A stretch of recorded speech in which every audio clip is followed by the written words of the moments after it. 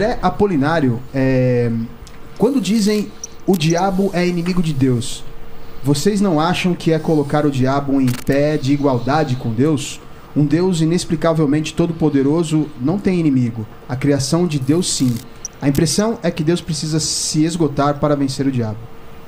Boa pergunta. Achei. Boa pergunta, nossa, né? Excelente pergunta. Qual o nome dele? André? André Apolinário. Pô, eu gostei também. André, você fez uma pergunta teológica profunda. Que eu vou tomar licença aqui. Eu até tomei a iniciativa. Desculpa, Saião. Tranquilo. Eu vou responder com uma outra pergunta. Se Cristo é Deus e Cristo morreu, como pode um Deus eterno sinceramente morrer? Se Deus é Deus, como é que tem um grande conflito entre o bem e o mal? Eu só tenho uma resposta para te dar, André.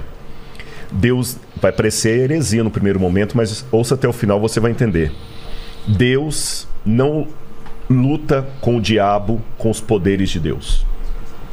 Porque se Deus lutasse com o diabo como Deus, não teria luta, teria massacre. O próprio fato de ter um grande conflito entre o bem e o mal significa que Deus não luta com as armas de Deus. Ele luta com o caráter de Deus.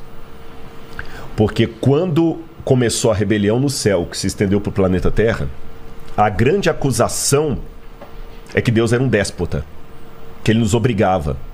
E quando o diabo nos acusa, não é só acusar os nossos pecados, como muita gente pensa, não. Ele nos reclama para ele. E como no caso do livro de Jó, que ele falou o seguinte: Jó está te servindo porque o Senhor compra Jó, tira os bens dele, eu quero ver se te segue. Deus deixou Jó sofrer para mostrar para o universo que Deus não obriga, Deus não é um ditador. E no final das contas, o bem vai vencer o mal, não com superpoderes de Deus, Marvel, mas sim com o caráter de Deus.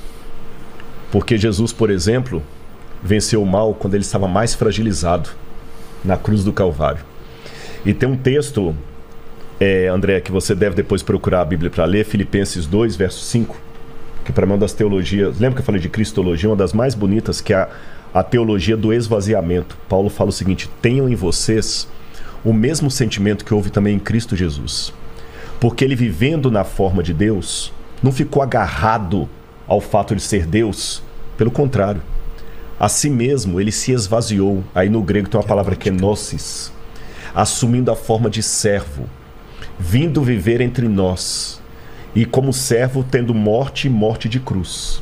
Aí o texto continua dizendo: por isso o Pai o exaltou sobremaneira, ele deu um nome que está acima de todo nome. Quando eu li isso a primeira vez, eu falei assim: peraí, parece que os testemunhos de Jeová tem um ponto aqui, porque se Jesus é Deus, por que o Pai tem que dar um nome para ele acima de todo nome se ele já tem? A questão é o seguinte: até a cruz, Jesus era Deus por natureza. Mas com o que ele fez na cruz do Calvário, ele é Deus por natureza e por honra ao mérito. Ele é Deus e merece ser Deus. Se tivesse vaga para Deus no universo, o único ser capaz moralmente é Jesus. Porque é fácil ser Deus quando você tem os poderes de Deus, mas manter a nobridade, o caráter de Deus, quando você está temporariamente destituído daquela glória, é que é a questão. E ele venceu com a fraqueza. Ele venceu com o caráter. Ele não venceu o diabo jogando raiozinho. E aquele fogo de enxofre que vai vir consumir os ímpios no final, não é Deus mandando raiozinho ali, brincando, não. Ele se afastando, respeitando a decisão que eles tomaram. Que aí eles vão enfrentar a ausência absoluta de Deus. Mas até então, ele vence o mal com o caráter dele. Cristo se esvaziou para estar justamente no nosso nível. Por dois motivos ele se esvaziou, Pedro. Não, André, né, André? Primeiro, para revelar o Pai. Porque Deus é tão grandioso que se Jesus não revelasse, nós nunca íamos conhecer Deus. Lutero dizia que os homens usam uma máscara para se esconder. Deus é o contrário, ele usa uma máscara para se revelar. Porque ele é tão grandioso que o jeito dele se revelar é se ocultando. E o segundo, quando nós estávamos mortos em nossos pecados, ele se fragilizou, tomou a nossa humanidade e com o seu amor e o seu caráter, ele venceu o mal. Essa é a maior prova de que ele é poderoso. Porque poder não é você usar algo que você pode para arrebentar o outro. É você poder fazer isso e não fazer. Acho que um elemento interessante é que a Bíblia, de modo geral, e o Novo Testamento enfatiza Satanás como inimigo do povo de Deus. Inimigo da igreja, mais do que uma referência de inimigo de Deus. Nesse sentido, ele pode ser visto como opositor a Deus, mas não dentro dessa dualidade, como se os dois estivessem num pé de igualdade.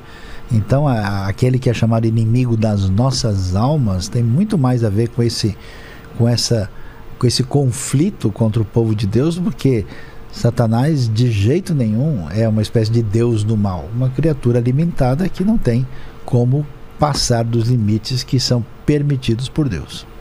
Quis ser Deus, né? Mas não Pois é, não deu certo.